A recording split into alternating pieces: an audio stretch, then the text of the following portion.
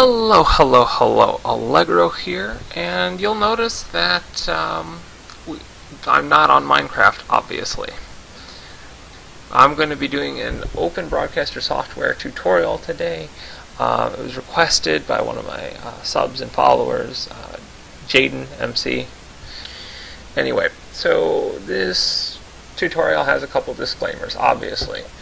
The first is, anything that I show you today, it does not work on all systems. Okay, this software is really only good for Windows and not for Mac or Linux. This is not for everyone. What I'm about to show you is not for every system. Every system is completely different. For OBS to work, you usually need a higher end system, in my opinion. I found that a lot of people have reported issues to me that oh, they have a black screen when recording, or oh, I'm getting so much lag, or oh, everything is disappearing, or parts of the video get jostled and cut. That's because your system just can't handle it. You may not have done anything wrong. It's just your poor system can't handle it. So what I'm going to do is I'm going to show you just briefly what is going to be done. So we have this nice little settings button, which can be accessed from settings, or as you can see, a big settings button right there. So obviously you have 1, 2, 3, 4, 5, 6 general tabs here. You don't necessarily need to worry about the microphone noise gate, so I wouldn't. So general, when you create, now I can't create a new profile because I'm currently recording, but what you would do is you would click add. Under the general tab you would click add, and then name the profile, PC recording or something. And then encoding, obviously anytime, and I'm getting ahead of myself here a little bit, anytime you make a change, click apply. Save yourself the headache, otherwise you'll be going in circles and like a dog chasing its tail, and you're not going to have any fun. So for video encoding, depends on your system. I always would recommend, making sure UCBR is checked, both UCBR and CBR padding.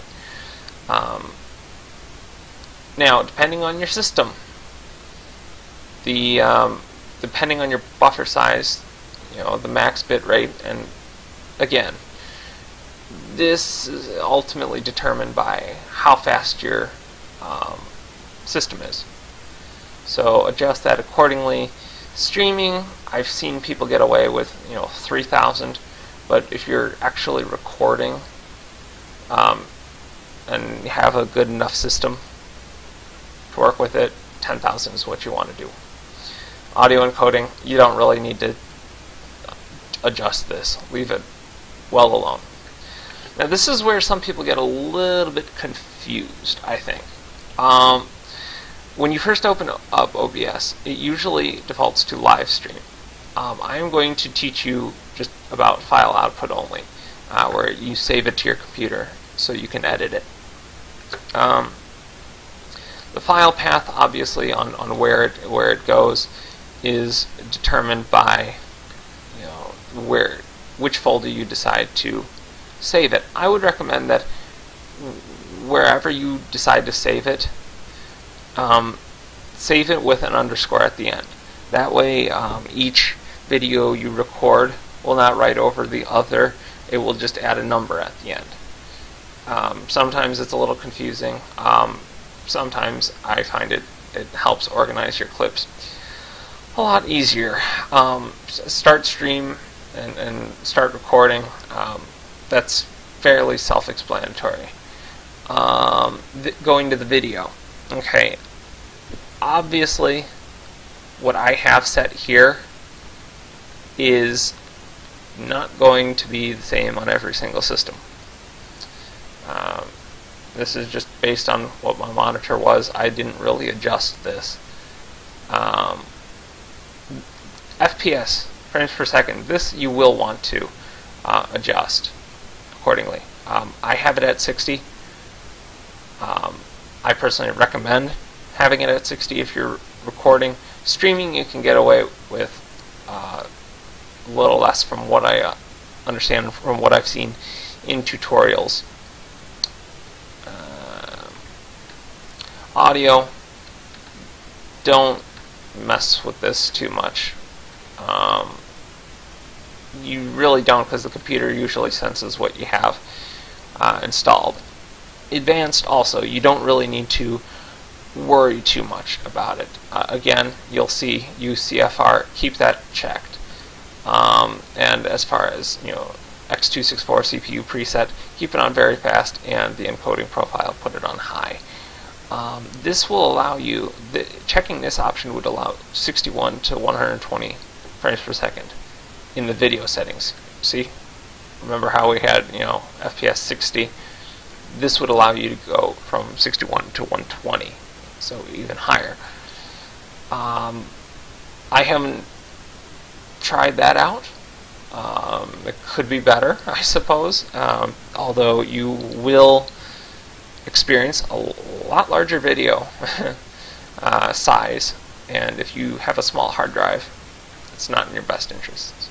So that's kind of, in a nutshell, what you could expect to see as far as settings are concerned. Okay, so this is the really important bit now. Sources. When you create a source, this is what the OBS is going to record off of. Now you'll see I have desktop and Minecraft both checked, and there's a reason for it, but I'm getting ahead of myself a little bit. Whenever you want to add a source, you right click, and you'll see a sub window pop up, and have window capture, monitor capture, image slideshow, text, video capture device, game capture. Image obviously is just like for pictures and whatnot. Fairly straightforward. Same thing with text. Window capture is if you have like you just want your, like, let's say you're doing something on Google Chrome and you want to record just what's being done on Google Chrome.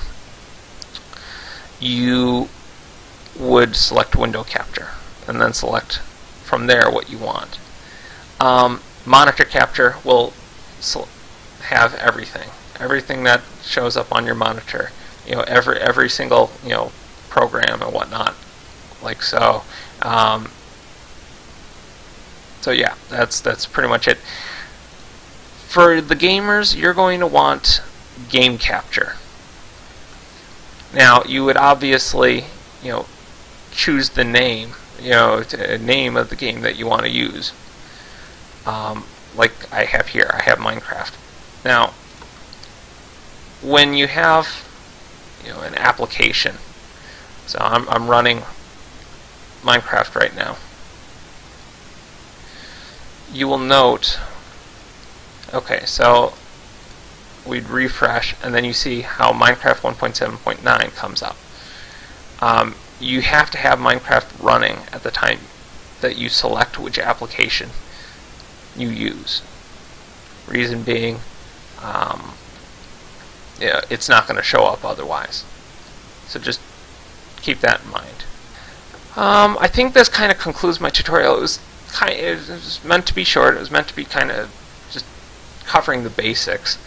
There are plenty of tutorials on OBS out there, so if you need clarification on something, or as far as editing files is concerned, view those tutorials. Obviously, like I said before, all of everything that I have told you regarding OBS is not good for every single system.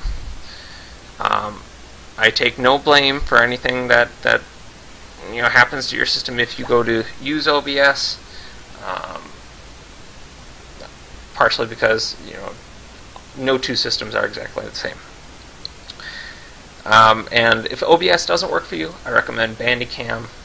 Fraps, I reluctantly recommend, just because you have really big video sizes, video file size. So with that, ladies and gentlemen, I think you put up with my rambling long enough. This is Allegro. Until next time, play on.